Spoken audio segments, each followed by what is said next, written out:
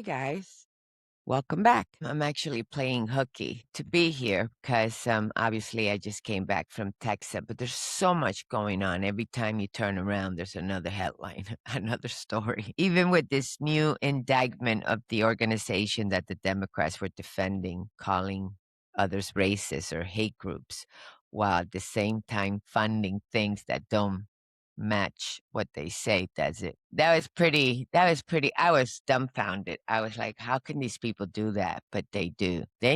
I heard today, I don't know if anybody's heard about this, a child that the father must be the trans, and he took his kid from the mother to give him gender transformation, whatever. I don't even know if the kid was a boy or a girl because it's so vague. But he took him, kidnapped him basically, and went to Canada, and then from Canada to Cuba for a gender transformation or transitioning of some sort. And you start seeing things differently because even Cuba government knew something was wrong with these people and kind of gave the USA the heads up because, again, they kidnapped her child. So how bad could this family or this particular person crazy be that even the Cuban government said, wait, we want nothing to do with this? I mean, this is some serious shit. And then the Virginia thing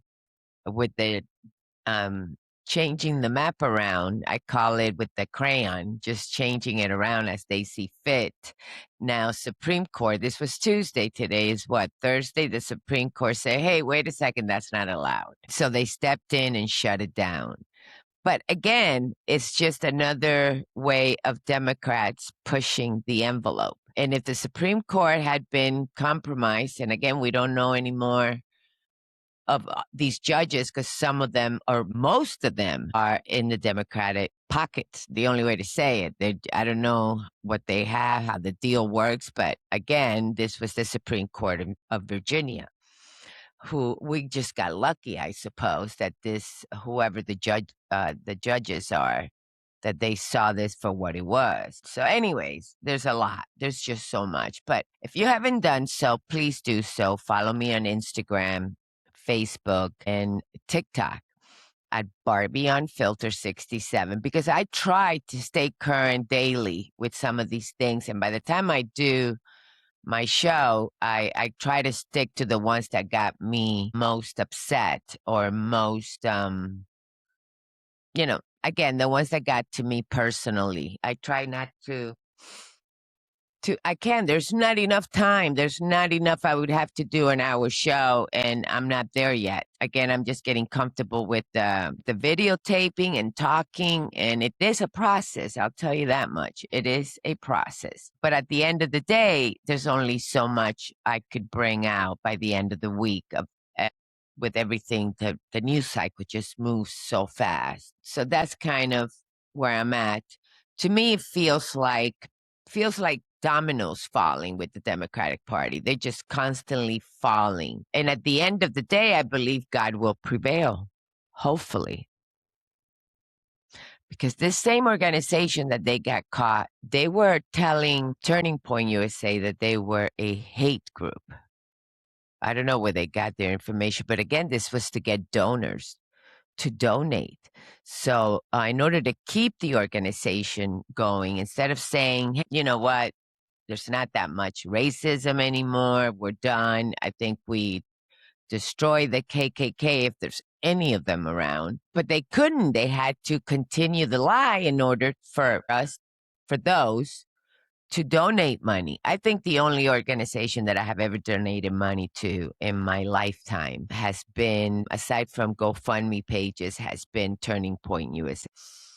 But I don't know. Again, I've always said it, the American people are very generous. Just make sure that you know who you are supporting and who you are giving your hard-earned money. If you're wealthy, then that's a different story because they always need a write-off. But again, that depends on what they believe in. So what can I say, man? It is what it is. So, but a lot of you have been telling me And I'm not an idiot. I see it on my views, especially on YouTube. And again, if you haven't done so, please follow me.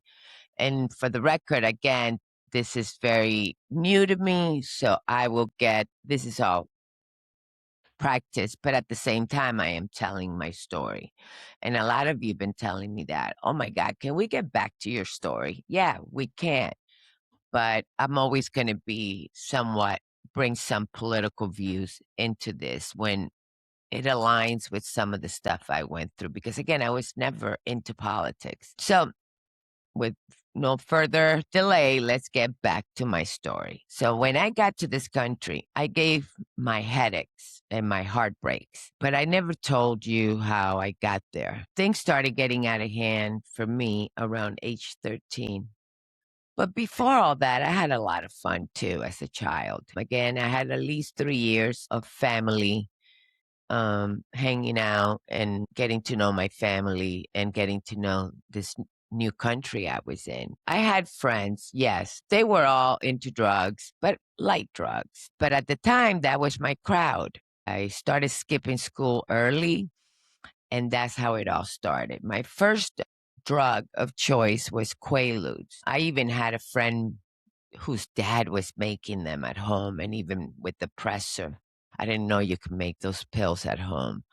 But nevertheless, I had a friend who had the hookup. And from there, it just kept going. I was in detention probably half the time once I left elementary school. Back in the days, the kids don't even know how good they have it now. But back in the days, I don't know if those of you who are my age, the principals always had a paddle in the office. And I got paddled multiple times in school. I remember the time that my mom found out I was taking a shower and she asked me when I was drying up and she saw my booty and she asked me why it was so red. And it was literally the shape of the paddle. I had not even noticed it. She was the one that noticed it. So that's when my parents knew I was getting into some trouble at school. And they were very, oh my God, I can't believe they could do that. Like they didn't hit me. But regardless, that's how she found out. Then from there, she didn't want to tell my dad because if telling my dad would bring me another ass whooping. So, but she realized that things were a little nuts at school. And then she asked me why. And I said, Mom, they give you an option. They say either you get paddle or we call your parents. So I always took the paddling. If not, it was detention, which again, I was constantly in there. It got worse, fights. Again, think about it. Look at how bad my English is now. Back then, it was worse. And I had people that I just didn't fit in. There was not as much, what should I say? There was not as much immigrants around for me to, hang around with the Spanish crowd or no. I was literally forced to hang around. And I went to South Miami High School, which again, I didn't even pass. I dropped out really, I think 8th grade because things just kept getting worse. The fights, I got caught with drugs. They tried putting me in a second chance school, which this was what did it for me because I knew that even for me, I knew I wouldn't survive that place. That place was filled with gambangers, and obviously it was opportunity school. So my parents were losing it. They were losing it so much that they wanted to lock me up in a mental institution because they thought I was crazy. But they didn't speak a word of English. So I took advantage of that and I made up stories, whatever worked for me at the time. But before everything went completely off the rails, I had some really good memories. We used to own a boat and we would pack that boat every Friday like clockwork so we could take off on Saturday. And then we would go scuba diving, all those water sports, skiing. There was an island between Miami and Bimini. And I might be saying it wrong and I don't remember. So if anybody in Spanish out there knows this, you could give it to me. I call it Elioqui, but we would pack up on Fridays, head out there, I remember them tying all the boats together. It was a huge party. All the kids partied. We did a lot of water stuff together. I literally, I'm not kidding you. When I see those pictures of back in the day, I look like a little black girl because that's how dark I was. But they tie the bows together and they party all night. Obviously, I didn't know how the adults could stay up all night, but they did. And for the most part, we would come back on Sunday and then, my dad had a job at the jewelry store. My mom was a homemaker at the time, and we would do it all over again. And I did like school at first, but it got a little complicated, especially because of the language barrier. Like I said, there was not that many people that I could hang out with or whatever. And I was not put in any special class either. Did have, like a kind of like a tutor at first, but that didn't last long. And I was forced to move on. My only great subject was math. That I remember being really good at because the math that I came with from Cuba was so much more advanced than the math that they were doing here in the school. So I do remember that. And again, I felt that I was super smart or whatever. But then when it came back to the language, just was very frustrated. But those were really good times. It wasn't all terrible. And my family was a lot of fun. The parties were a lot of fun. Um, and I had a really good childhood, just didn't last very long. And probably because of me. Once I convinced my parents that I was old enough for a social life, it took off. I loved it. But even then, I pushed the envelope every chance I got. I stayed out later, not doing what I was supposed to do. So, I just kept pushing it. At some point, I made up my mind that I needed to leave home to do whatever I wanted. I also remember a lot of when it was like bad weather over the weekend and we didn't get out to the boat. My second thing was roller skating.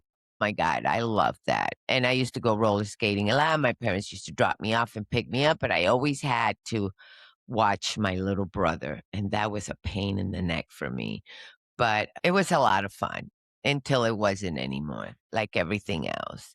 So I made up my mind, okay, this is not working for me. I was getting my ass in trouble in school and I was getting my ass in trouble at home with my dad by pushing the envelope. And my dad was very, very strict. In today's world, he would be a child abuser because that's how strict my household was. And I just couldn't deal with it. I'm not giving myself a pass. I was out of control. My parents tried everything they could. And looking back now, I see we're just doing what they knew. My mom didn't know much affection. She came from a big family, I think altogether 7 girls, 2 boys. And my dad was harsh. He was just harsh. His father was a police officer, my grandpa, and he was just very strict. That was normal for them back. Like I said, in today's world, child protective service would have been in my house. But it opened the door for me to leave. My friends took me in, especially if I showed up with any bruises. Oh my God, Barbie, poor thing, Barbie. And their parents would take me in, feed me, clothe me. I did this for many, many, well, it looked like many, many years, but it felt very long for me. I remember having a boyfriend who had his mother. He couldn't take me to their parents were divorced. He couldn't take me to his dad's house, but he could take me to his mother. And I lived there a lot and then party with them quite a few too. So I somehow lucked out with the people that I call it luck, but looking back, it wasn't. It was just taking advantage of my youth, and back then it was just more acceptable sort of thing. So it was really really weird. But anyways, that's how I got around, and that's how I moved from house to house, and never really had like my own clothes. And when I did, it was probably in a garbage bag because again, I didn't know where I would be at any given day. I mean, I lied so much that I actually called my dad not too long ago and say, "Hey, Dad, I was watching a show. I don't know if you guys have seen it,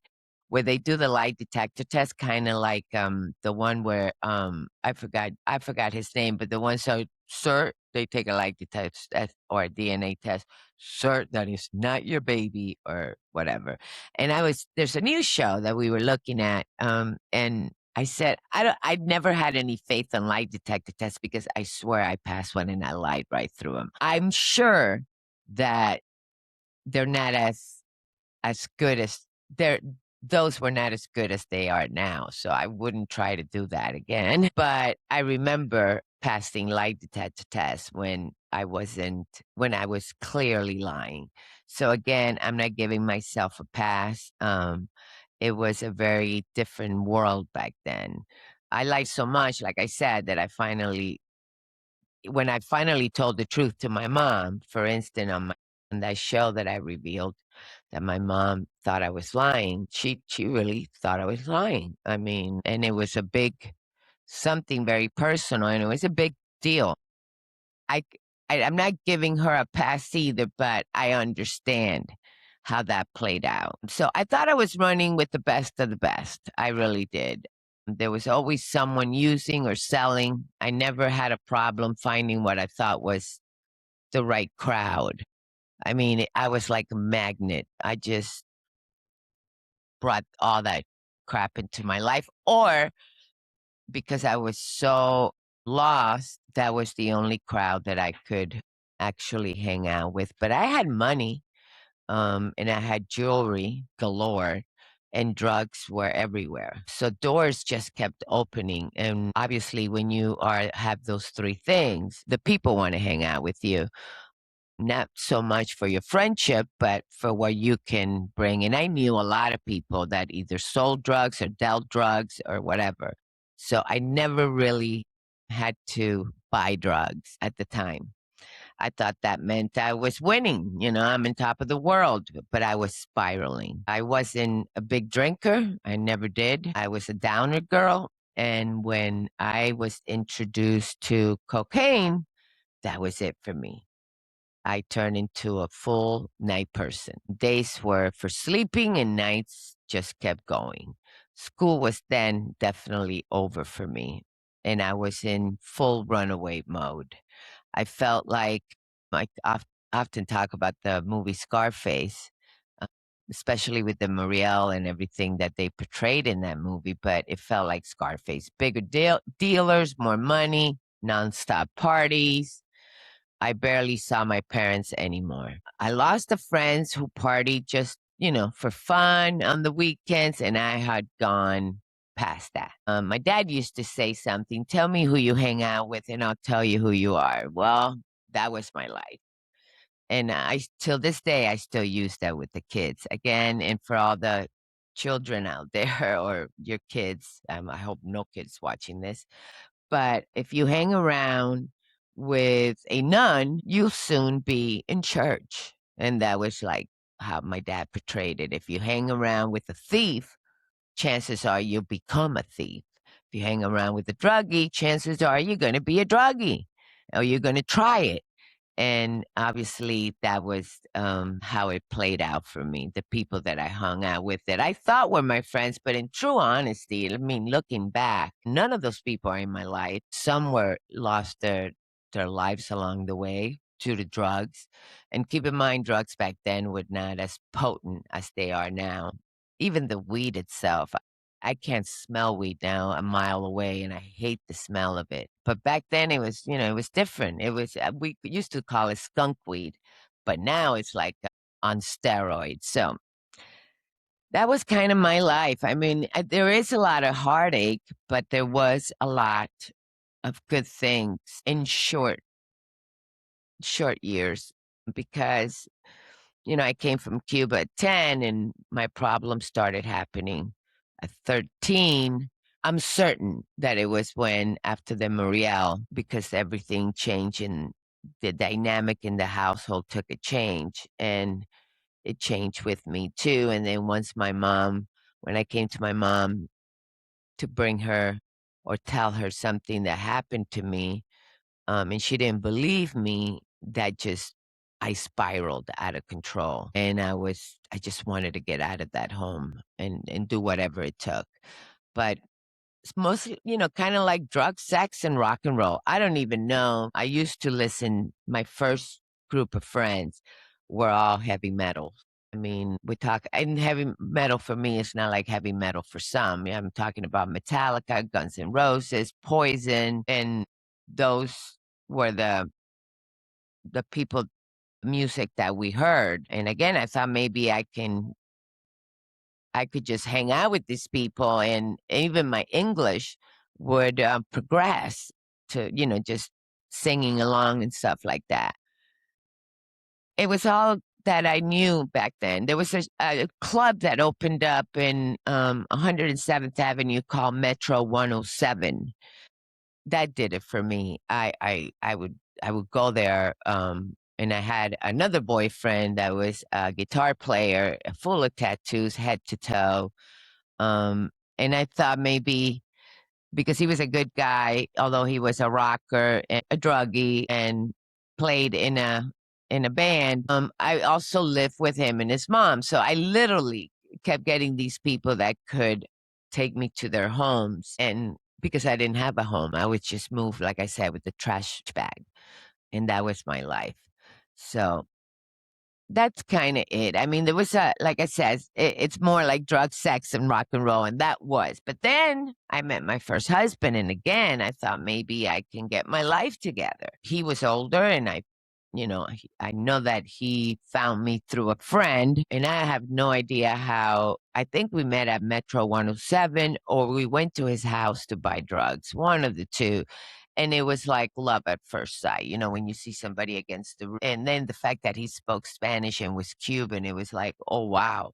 Okay, maybe I can get back to my roots here. And he pursued me and he wanted to get me out of that mess that I was in. And I thought maybe I can get my life together. He was older. I followed him and my world shifted. Less rock and more Latin music, back to my roots.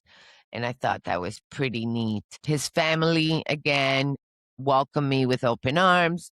Like I said in my prior video, he worked for Wells Fargo, and I kid you not, we would spend the entire day together. He would take me on his routes, and we ate lunch, everything on his routes. And then even he had a company vehicle, so the company never knew. But it was great. And his family was amazing. They loved him. He was an only child, so they loved him so much that, I mean, they opened their homes um immediately. They were not sure about my age, and I don't think we told them for a long time, but it was the first time I felt a little structure. I worked with him during the day, and then we party on the weekends. And I thought, oh shit, this is the way that people do this. The party. Well, the way that when I started partying, it was kind of like that, Monday to Friday school and then try to get out for the weekend. But my party got under control. So I felt like I had some structure. I thought we figured it out.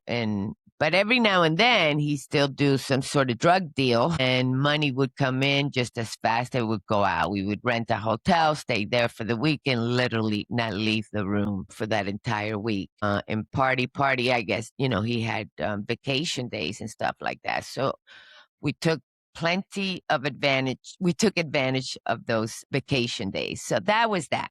We lived in his place at first, but there were always people in and out. So he was very protective of me. So he moved me in with his mom and stepdad. And that's when I started thinking maybe I can really get my life together. Maybe I could even bring my parents back into my life. But I had already been gone for about 2 years from my house. And I never once thought about that, what that did to them. I really didn't.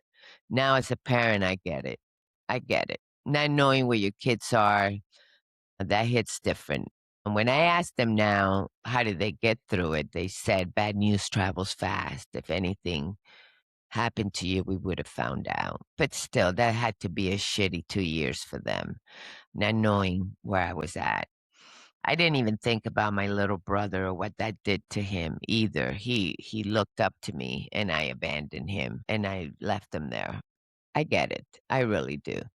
And by the time I tried to bring my parents back into the picture, I was already pregnant. I said, okay, maybe now they're not going to be able to say anything. And like I said, not a lot of people knew the age difference. We kept that to ourselves. Um, and that's when I decided to see if I could get my parents back in the picture. And I did. But my mom and dad were also going through some struggles of their own. Again, when drugs are involved in any family, things happen. Just things happen. At the same time, the drug world was changing. Things were getting tighter. People were more careful. All that drug stuff was done under Carter. And I believe Reagan was the next president. And he was, remember, say no to drugs. Remember the commercial with the egg in a pan? So, yeah, I think they were cracking down. And remember, Florida was filled of Marielitos, that's what they were called back then. But Miami was a basket case. And I mean, drugs were just so easy and everywhere to get, or at least for me, because I knew the crowd. But things were getting tighter and people were more careful.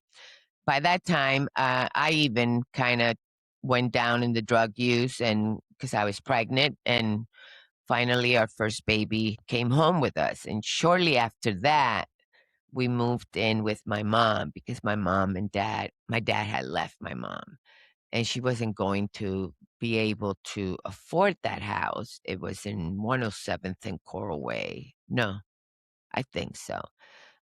And she wasn't going to be able to afford that house. And I thought, maybe we could help her out. Her marriage was over. She was trying to figure things out. But the truth is, I left a stable home to go back into chaos. At my husband's house, I had support. I had his aunts. I had his family, people willing and able to help me all day, whatever time I needed. And I went back to my mom, still looking for something from her, maybe validation.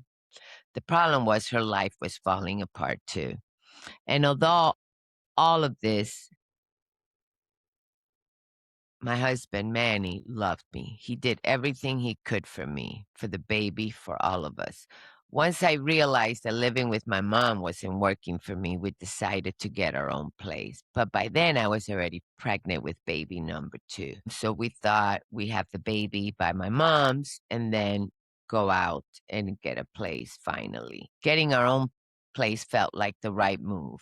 Like, okay, now we're really going to do this. It felt like, shit, now it's truly us. But then keep in mind, Manny had to keep his job and also do some drug deals here and there. We could not just get a house with 2 rooms. Now we needed, the girls could share the room, but shortly after that, my third pregnancy, well, I'll get to that later because otherwise my show will get too long and you'll get bored of me.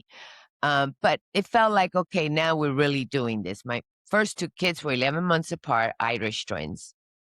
That alone should tell you how fast my life was moving. No breaks, no time to really think. I was trying to play house, trying to be a mom, a partner, while still carrying all the chaos I never dealt.